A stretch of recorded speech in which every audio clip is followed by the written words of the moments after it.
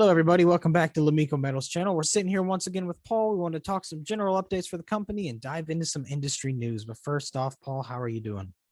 I'm doing great, Michael. How are you? I'm doing pretty wonderful myself. So first off, let's let everybody know what's been going on with Lomiko lately.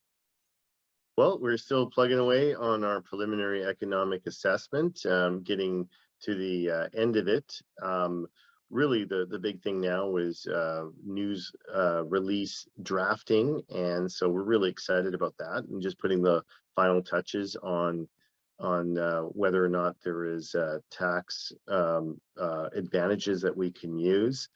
And all of these details have to be put in place. And so there's always engineers, lawyers, and accountants talking to each other when we put out this news. But it is going to be the most important news that the company's put out in its history. So we've got to make sure it's right. Yeah, it makes a lot of sense. You got to dot your I's and cross your T's, and everyone will keep you updated as news on that comes along the wire. Don't worry. And Paul, I also wanted to talk to you about the industry right now. I mean, things are really ramping up for electric vehicles. The infrastructure bills looks like it's a go. It took a while to come to some sort of conclusion there, and then on top of that, I mean, it's pretty much everywhere now. We were just talking off camera about subsidies for electric vehicles kind of flying off the shelves. People were buying them up. Can you give us your perspective on this? Yeah, I mean, I've purchased a Tesla 3 in the last 2 weeks, and I'm part of the system now. Of course, I didn't want to jump in until we didn't need 3 cars, but we have 1 car that's not going to be useful anymore as a vehicle. It's breaking down, so it just seemed to make sense to go on to an electric vehicle for a next car. And I think everyone is in that same position. The next car that everyone's going to get is going to be electric, and that is going to mean a massive change in the next few years. And I'm part of that revolution. I've always been talking about it, but I am actually part of it now. So it feels like I can legitimately say that when we went to look at our electric vehicle, there was a subsidy from the provincial government here in British Columbia, and that subsidy was somewhere you could look at the amount available, and it was about 700,000. Well, by the time we went and make the purchase, and even now 2 weeks later, that has dropped to half. So the subsidy is only $3,000. So imagine how many cars had to be bought in this location alone, in this jurisdiction alone, for that to drop. It's just phenomenal. And I think the general information is that if you go into a parking lot and park, 9 times out of 10, you're going to see a Tesla or some other electric vehicle parked on the next row over or next row back. Yeah. So that really gives you a good understanding that this is going to happen. The next phase is really making sure that we can charge all these electric vehicles and have the power grid. And so I think the U.S. government is already far ahead in doing that down in the U.S. And we're going to see a massive change there. And I just think it's going to march on and on.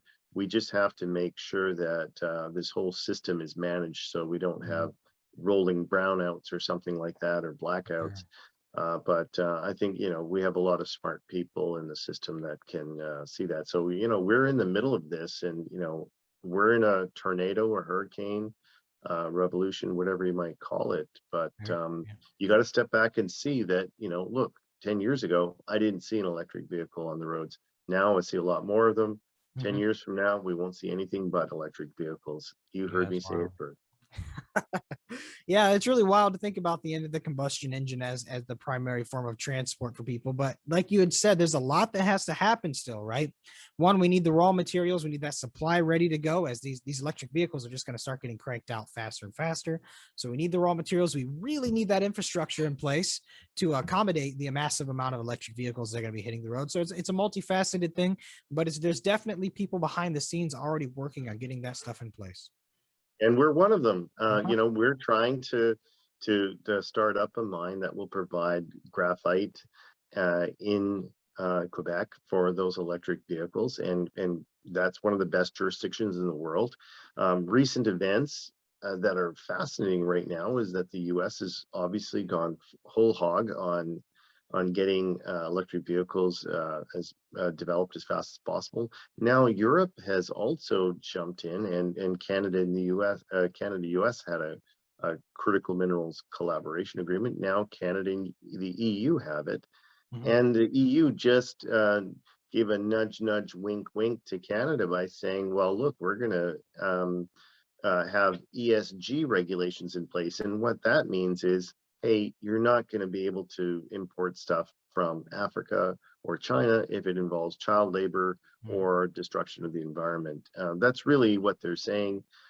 You've got to up your game if you're gonna work with us. And so that's the only I think the only thing that they can do is to put up these non-barrier tariffs. And so that's great for us in North America. We're going to be compliant. We're going to be ESG compliant and have a supply locally. So it's just looks fantastic going forward for this industry and for Lomiko. Yeah, it's really interesting to see the industry evolving, and essentially a lot of the downsides people would bring up when it came to the electric vehicles, that's getting eroded fast. People are working on it. It's definitely turning into plenty more upsides versus downsides at this point. Yeah, I think what we're seeing is the first step is let's get those ICEs out of the local cities and towns where people live, so they're that secondary CO2 pollution that's coming out of those individual vehicles is transported elsewhere. So Mhm. it might be still produced by natural gas, but that natural gas uh, facility or a hydroelectric dam or wherever is off-site.